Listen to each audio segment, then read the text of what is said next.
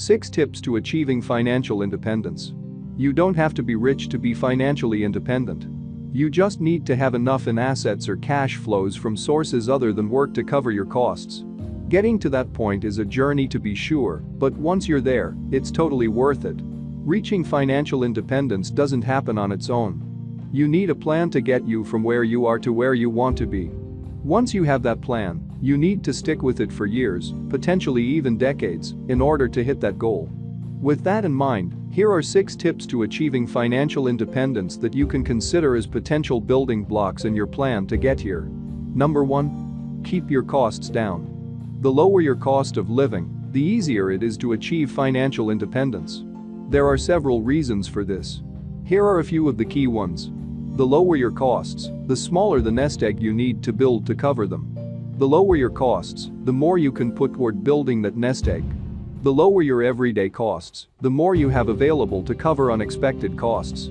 That combination of factors makes keeping your costs down the most important thing you can do in your quest for financial independence. Number 2. Expect the unexpected. 6 months ago, nobody really expected the economy to largely shut down for months and millions to be thrown out of work due to a viral pandemic. But even in the absence of that virus, things don't always go according to plan. Financial meltdowns, technology bubbles, wars, and fraud happen. Innovation disrupts entire industries, often leaving people unemployed in its wake. On a more everyday basis, appliances break down, people get sick, and even the weather can drive changes in behaviors. If your plan for financial independence depends on everything going perfectly for the rest of your life, that plan will fail. You need to build in a buffer to handle the bad stuff that happens to all of us.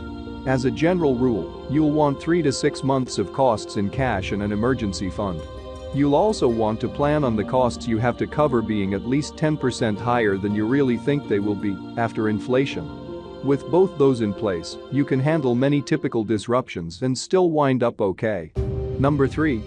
Don't trust stocks for your near-term needs.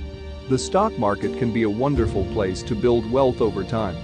When it comes to generating spending cash, however, stocks can be very dangerous assets to own. A market crash can quickly erode stock prices, and as the COVID-19 pandemic reminds us, an economic slowdown can force dividends to get reduced.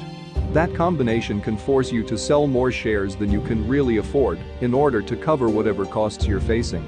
Instead, money you expect you'll have to spend in the next 5 or so years belongs in cash or duration-matched CDs, treasuries, or investment-grade bonds. Those types of investments won't earn you huge rates of returns in today's low-interest rate environment, but they have much higher likelihood of paying out as and when expected. For money you know you have to spend in the not-too-distant future, it's worth making that sacrifice on returns to have higher confidence it will be there when you need it. Number 4. Consider stocks for your longer-term goals. While stocks can be a terrible investment in the short run, over time, their returns have done a tremendous job of creating wealth for their owners. There are certainly no guarantees in investing, but long-run historic stock market returns in the neighborhood of 10% annualized have been enough to turn even ordinary people into millionaires. The easiest and most straightforward path towards stock-type investing is to buy a broad stock market exchange-traded fund. You'll get stock market type returns, be better protected by diversification than if you had bought just one company's shares, and have a great shot at beating most professional money managers. Number 5. Make your investing automatic. As awesome as stocks can be for long-run returns, a one-time investment isn't likely to get you to financial independence all by itself in any reasonable amount of time. To reach that point, you'll need to invest regularly, ideally with every paycheck.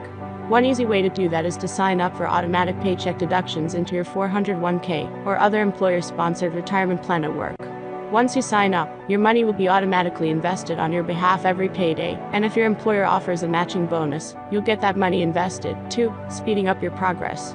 If you don't have such a plan at work, or have already maxed it out, many brokers allow you to set up repeating automatic transfers from your checking account to your investing account. That can get money into your investing account without you having to remember every payday. As a bonus, once you make it automatic, you'll be less tempted to spend the cash that's no longer in your checking account. That can help you keep your costs down, the number 1 tip on this list. Number 6.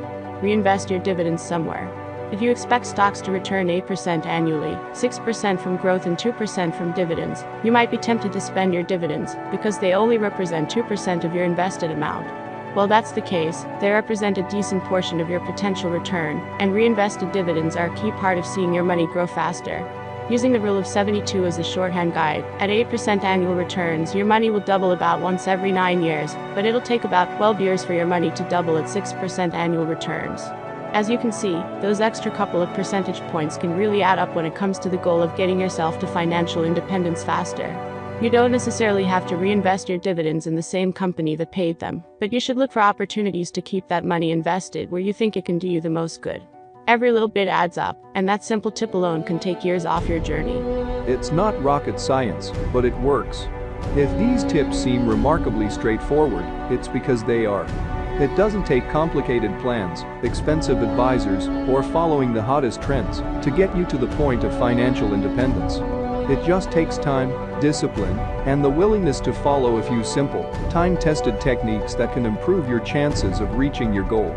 The sooner you get started, the more time you'll have to get there. So get started now, and look forward to the day when you can join the ranks of the financially independent. Thanks for watching. Please subscribe to our YouTube channel for more financial tips.